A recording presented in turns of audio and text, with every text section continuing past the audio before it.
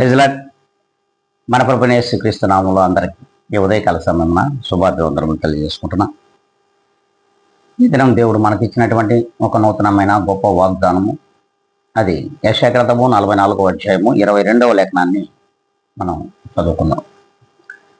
మంచు విడిపోనట్లుగా నేను నీ అతిక్రమములను, మబ్బు తొలుగునట్లుగా నీ పాపములను తుడిచివేసి ఉన్నాను. ప్రభువు స్పష్టంగానే మనందరితో మాట్లాడుతూ ఉన్నాడు.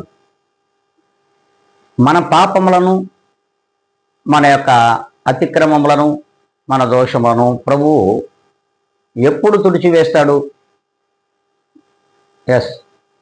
మనం నీతిగా, దేవునికి యథార్థవాదులుగా,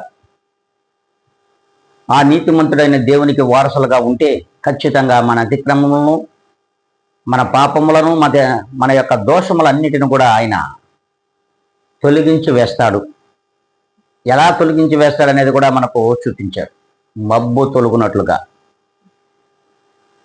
చూడండి, మంచు విడిపోనట్లుగా మన యొక్క పాపములను కూడా తీసివేస్తానని, దోషములను తీసివేస్తానని, అతిక్రమములను తీసివేస్తానని దేవుడు అంటున్నాడు. మరి ఆయనకి ఇష్టలుగా మనం ఉన్నామా? ప్రియమైన విశ్వాసులారా, ప్రియమైన దేవుని బిడ్డలారా, ఒక్కసారి ఆలోచించాలి.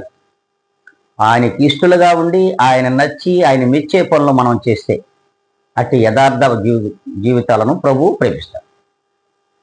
మరి ఇలా ఉన్నామా లేదా అనేది ఆత్మ పరిశీలన చేసుకొని, ఈ దినం నుండైనా మనం ఉండాలి అనుకుంటే అందరం తల వంచుకుందాం, కళ్ళు మూసుకుందాం, ప్రార్థన లేకుందాం.